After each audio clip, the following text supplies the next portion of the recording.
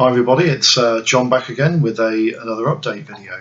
I wanted to do a quick update video because I wanted to let some subbers know of some things that's going on at the moment, and also I wanted to just inform everyone that yes, I'm back. I've had a couple of videos go up recently of some final reveals of build progress videos, but I'm back from China. I had a wonderful time, and I just wanted to thank all of the subbers who offered encouragement and well-wishing that I had a good time away. I did have a lovely time away. I'm very relaxed. It was a really enjoyable 4 weeks, so thank you very much for that. One of my subbers, a very dear friend of mine in Birmingham, actually mentioned about his holiday recently on an update video, and he also mentioned what I want to mention about this as well.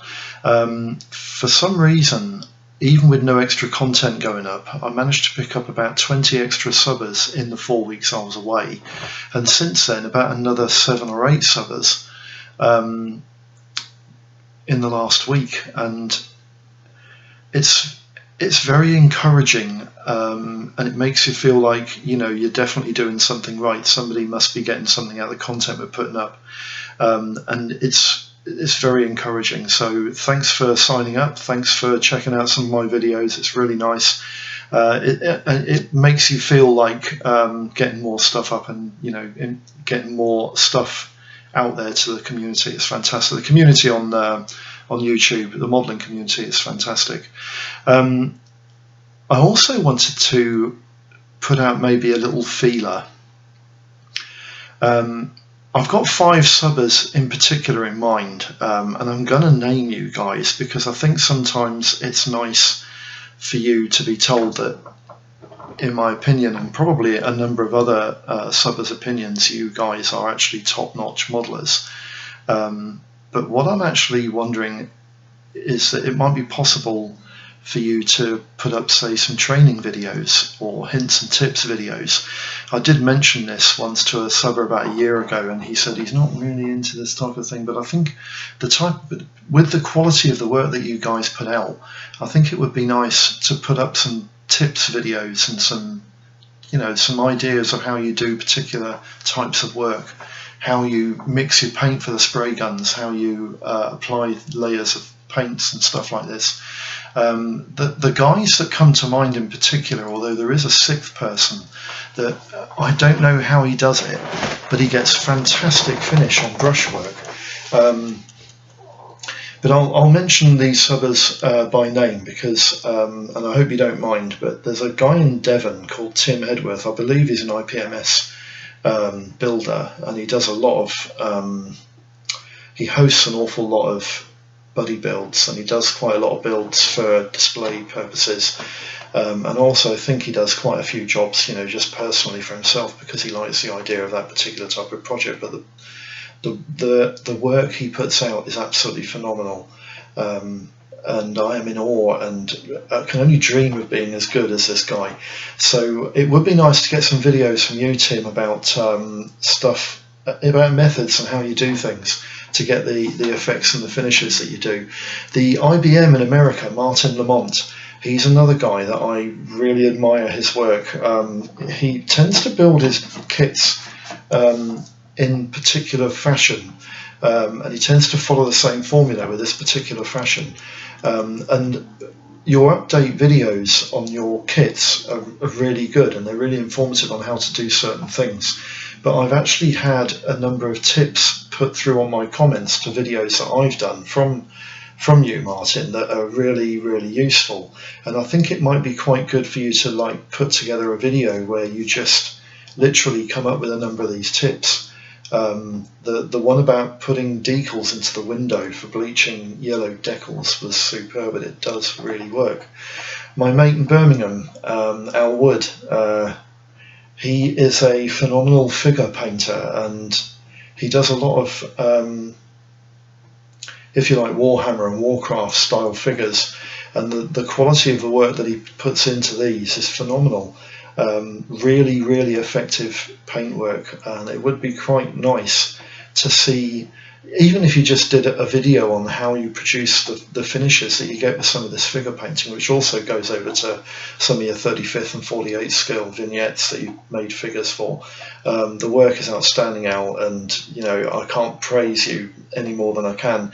There's a German man in America who you probably know. I'm gonna prop you here because you've got a couple of dogs that are absolutely amazing.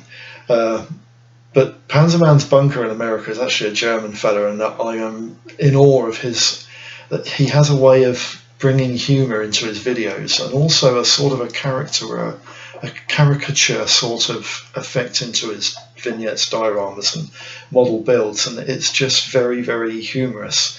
But on the other hand, it's also very, very clever, and the way in which he gets the finishes on his kits is phenomenal. And I'm really in awe of your work as well, Bill.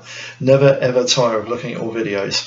And there's another guy who has subbed to me recently, and I've subbed his channel as well because his work is absolutely unbelievable. He was originally shouted for by Al Wood, and this guy is called Joachim. I'm going to post all these guys'